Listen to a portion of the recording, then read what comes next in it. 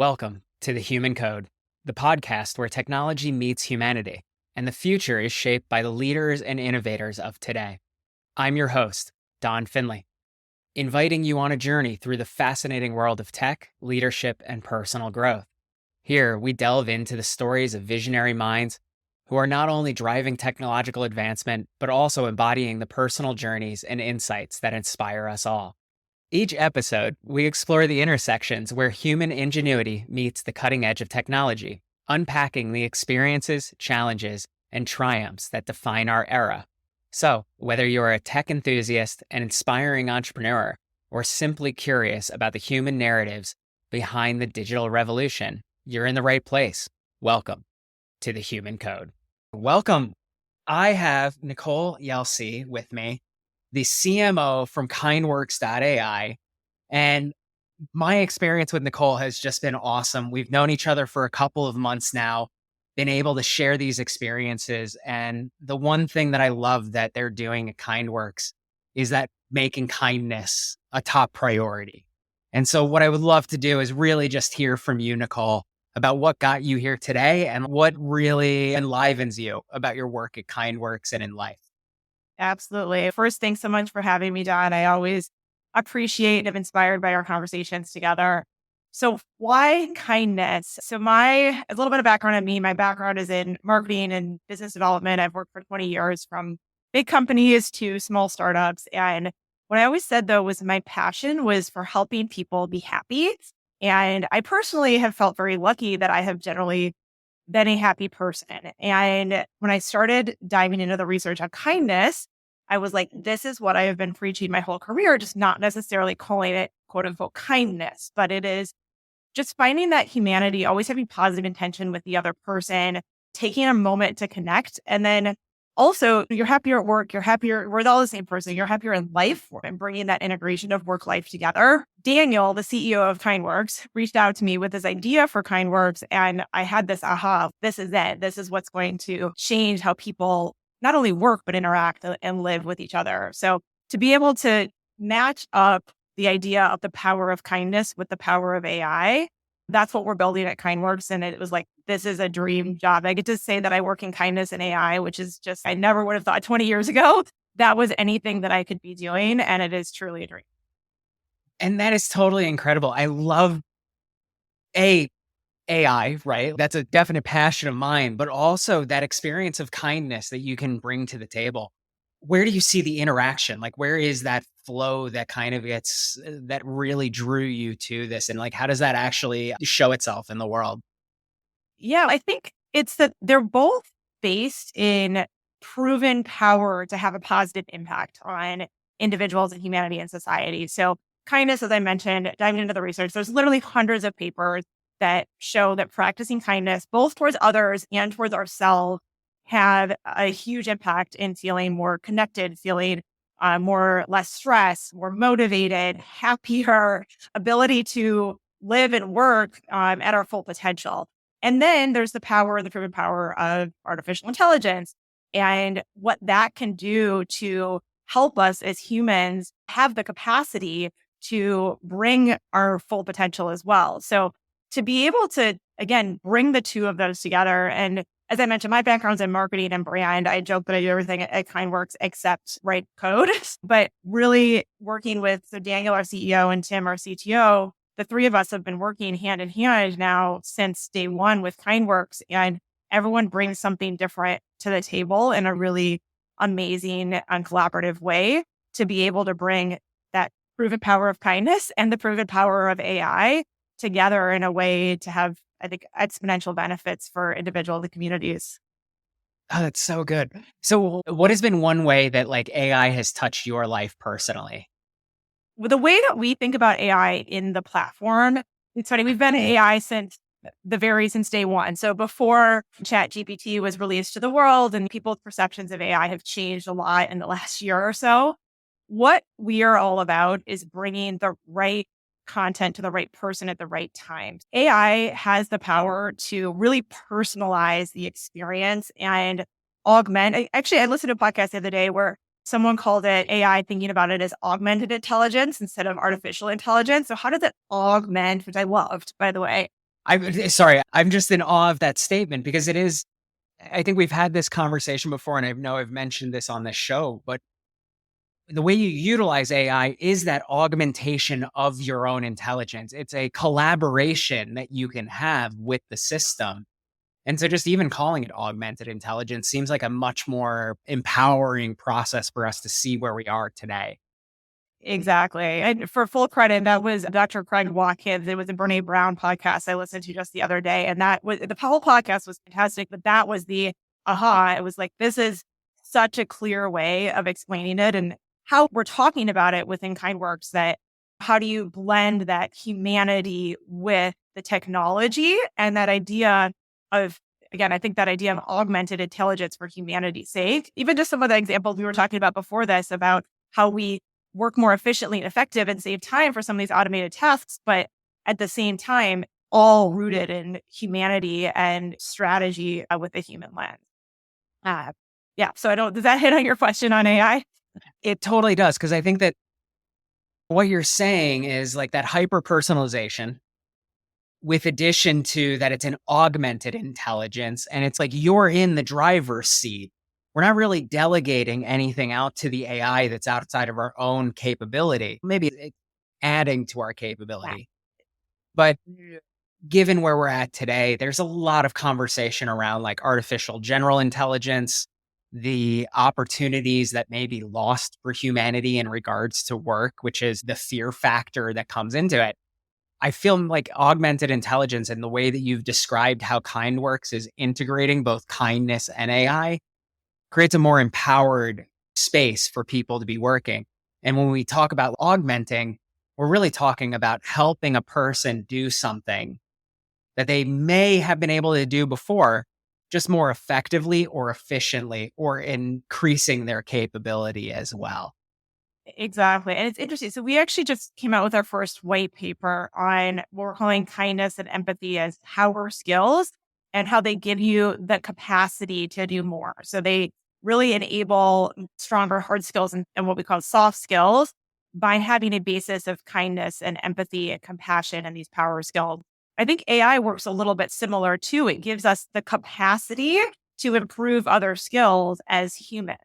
Percent agree with you. We tend to look at AI implementations where in heavy customer focused environments for two reasons. One, we're a relationship focused firm. And so by being relationship focused, we want to see relationship businesses also thrive by bringing the aspects of kindness and friendship into it. But the other side is that augmented intelligence can help to remove, let's say, the drawl of the work, the things that need to be checked, the things that need to be handled, the micromanaging of getting paperwork in and out.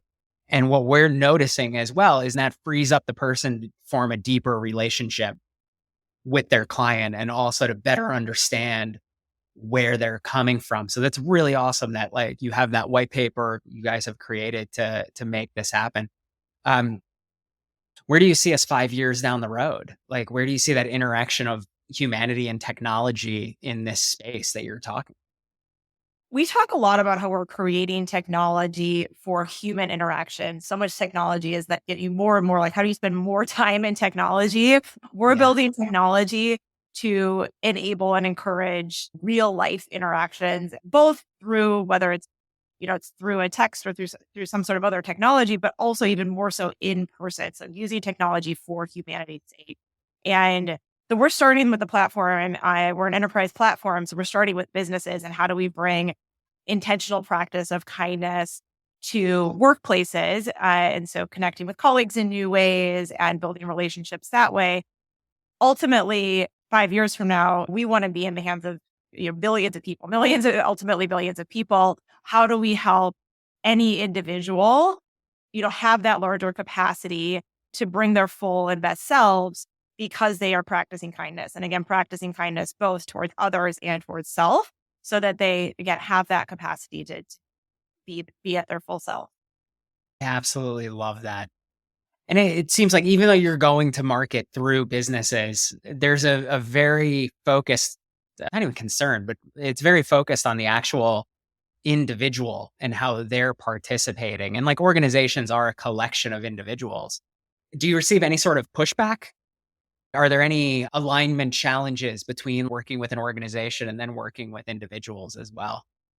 I think having the initial piece of someone being open to the idea and starting of understanding. I mean, it's part of why we wrote the white paper of the first step is understanding you have a problem, if that makes sense. And then being open to trying. Because what I say is most people have positive intention and we just start working so fast and day to day, especially jumping from Zoom call to Zoom call, that we're not taking that moment to connect as human.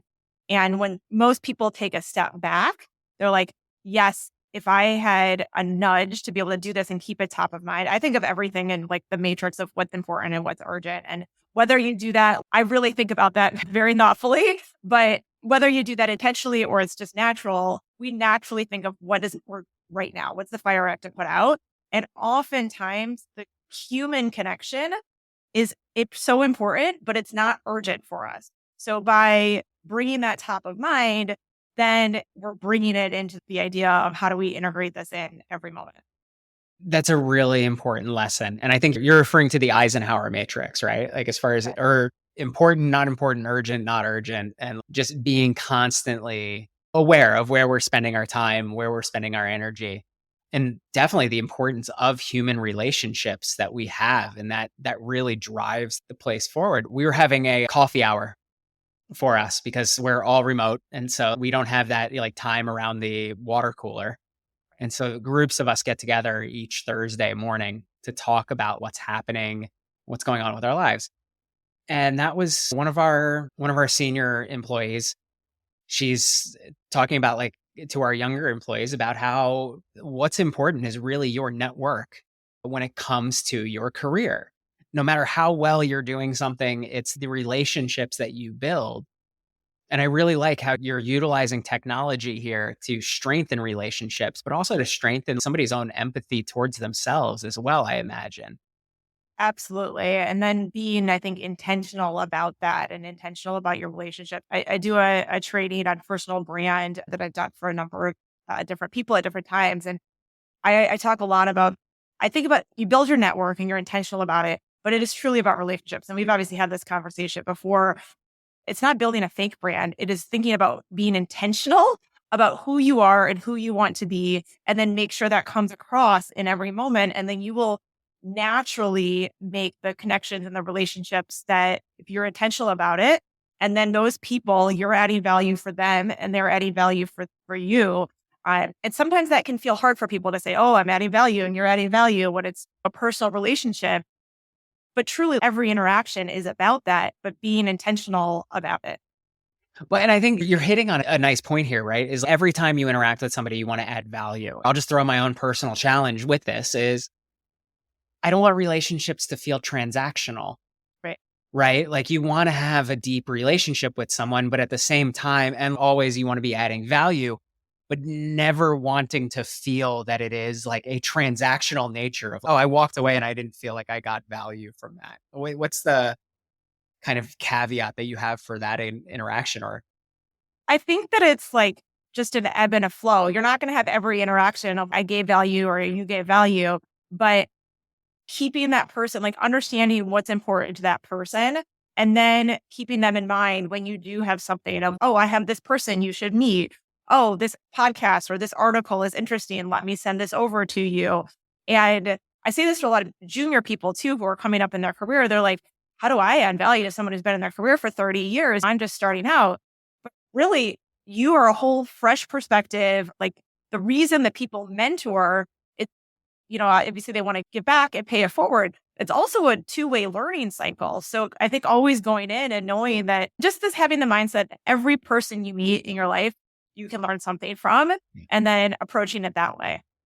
there's a great gift in that. I had a teacher once tell me that he goes, just as much as like you're learning from me, I'm learning from you. And in every interaction that a teacher has with a student, they're learning how the student learns. Exactly. And so that reflection point is really amazing. Is there any place within the AI and kindness space that has you like the most excited? What's the one innovation away that feels like it might just be just out of touch, but also would have like the largest impact for yourself and for the world? Oh, that's a great question. Real quick, one thing is we were just talking about, I think growth mindset is something I talk all the time about and what we were just hitting. And I think that is like the most important skill. That's I think, and it's something that is harder to teach as well. So always like having that mindset.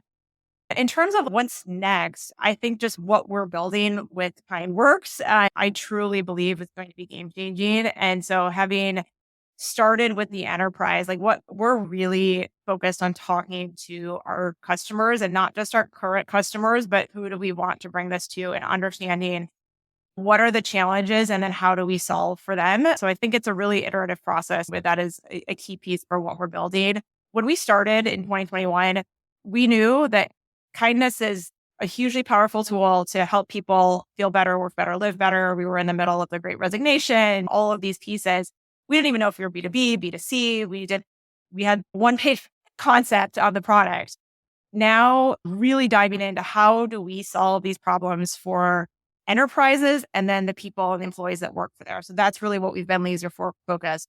The next piece is how do we do that for communities, for outside of the workplace, and where do we start to really bring this to more and more people? We get told a lot, like this would be fantastic at schools. And where do we go next for what is the biggest challenges that our society is facing that we can help with from our platform?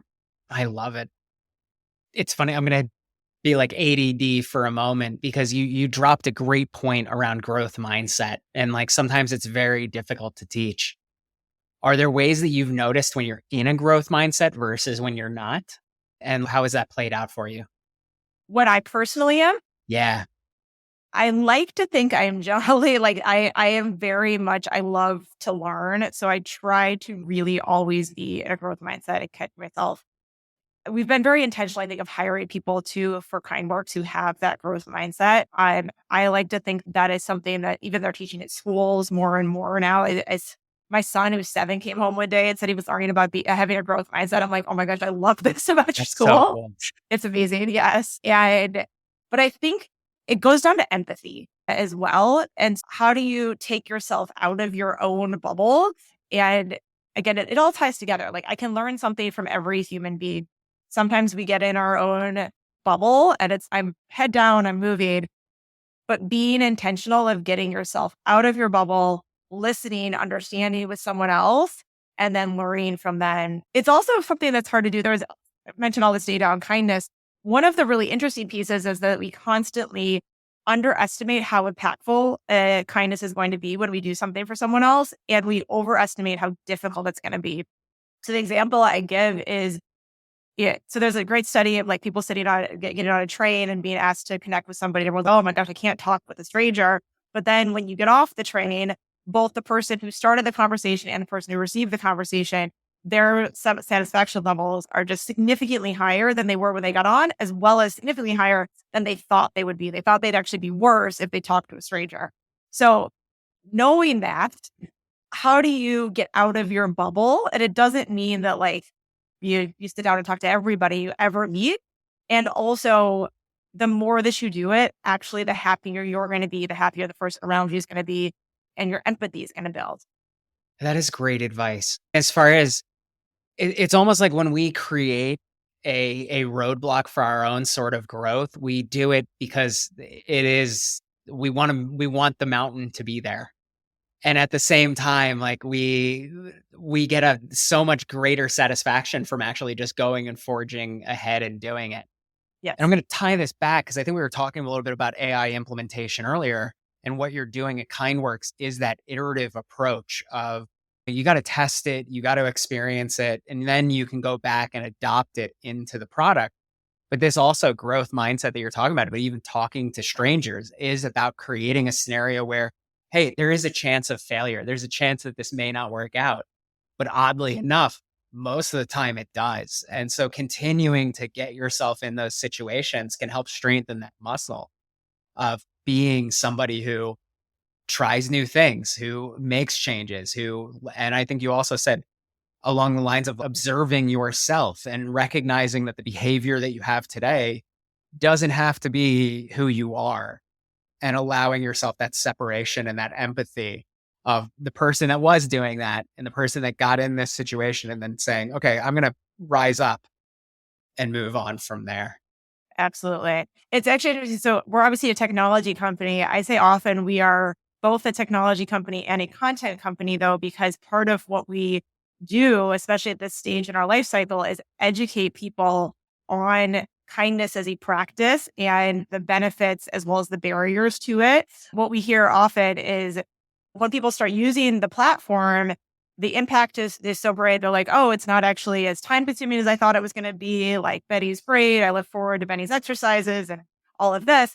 But that there's a barrier in the beginning of this is going to be awkward. Are they going to know that this is a nudged kindness? I don't have time for this. There's all these barriers. Whereas if we can educate on the practice of kindness, the benefits of kindness, why it's so important for you as an individual, for your team, whatever that is that you're solving for, that it goes hand in hand, the educational content as well as the technology platform. Love it.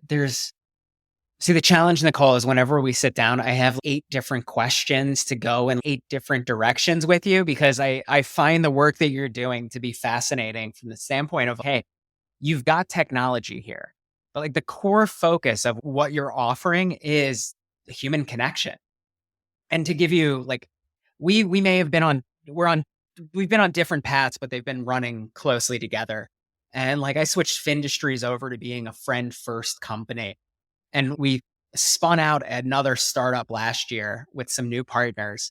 And one of my friends, who is also an investor in that business, it's amazing. I used to think that this whole idea of being friends first or keeping friendship within the business was a terrible idea, right? Like, it's all about the business. It's all about what needs to get done. And he goes, but then I realized, I have the same number of problems, whether we do it one way or the other. But when we do it with friends, I have a much more care and concern to the people that we're doing it with. And it becomes a much more enlivened environment for that. What are some of the other like side benefits that you've seen from people adopting Kindworks in the enterprise? Well, I think a lot of what you just said, like you have care and concern and then the enlivened, it's that motivation, like you're more motivated. And when you're more motivated, you're more productive, all of these pieces that go with it. So I say often, like we're busy consulting firm and you're working 80 hours a week or 60 hours a week or however many. From working with the Kindworks platform, we're not going to change the number of hours that you're working. We can change how you feel during those hours, which makes a huge difference. And ultimately, that could reduce your hours if you're more motivated to get things done faster. But really, it's about how you feel. It's not about changing what you do. But if I'm a boss and I'm saying, I really need you to get this to me, it's Friday afternoon, I need this by Monday, it's going to take the weekend. Right. The other person as a human and understanding, like, how can I help you get this done so that we can all work together, knowing that there's a sacrifice, like just recognizing the humanity in the other person goes so much farther than for the other person to be motivated to do the work. I love that, because we've probably read some of the same reports, the number of people that are dissatisfied with their jobs, the amount of, we're talking about the great resignation. I know in studies that I've seen, people don't leave the company, they leave their boss. And it's because those direct relationships are what is the most powerful thing in a company. And it's the people that make up the organization. And even as we dive deeper into AI, it's still the people. We're still humans in these spaces. And that's how it then ties to business, like business profitability and revenue and all these pieces too, because the new generations, whether it's millennials, Gen Z, they're staying less time places. So if a previous generation would stay an average of 7 to 9 years, now it's an average of 2 to 3 years at a company. By the time you trade someone up and they're empowered to leave and go somewhere else, that is a huge cost for the company. So someone said it at one point in time, if you can keep one of my strong performers here another year, this just pays for itself to bring it to the entire office. That is a great point, right? Because the amount of time that it takes to train somebody up and really to get past that cliff of training versus receiving value from that. This is the total like business owner standpoint, right? If it takes me a year to start having a positive ROI on somebody and they leave after 1 year, that's a pretty heavy cliff. But if they stay for 2, that at least is double the ROI that we would have been getting. If they stay for 5, fantastic.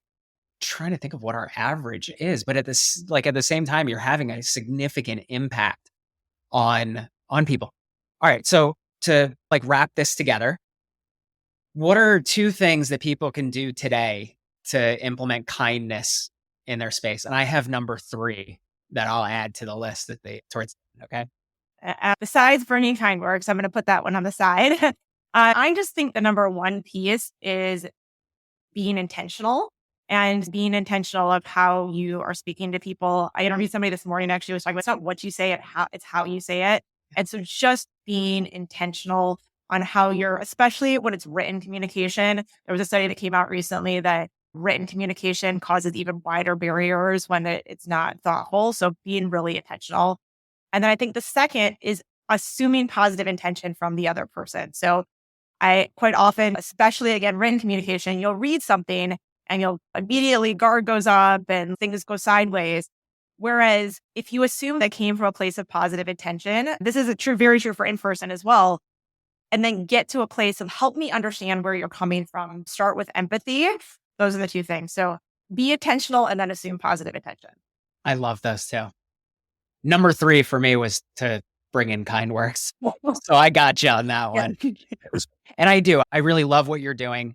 I think you have a great impact on your clients and would love to see even more organizations bringing you to the forefront, because there is nothing better than being able to have a workplace that you enjoy and to be there with people who are showing that intention, are seeing the positive intent in what you're explaining. And then when there is some communication barrier, to come at it from a space of interest instead of the accusation space that can become, and that assumption of ill intent, or just sometimes somebody comes across as an idiot. And that's not a great place to come from as well.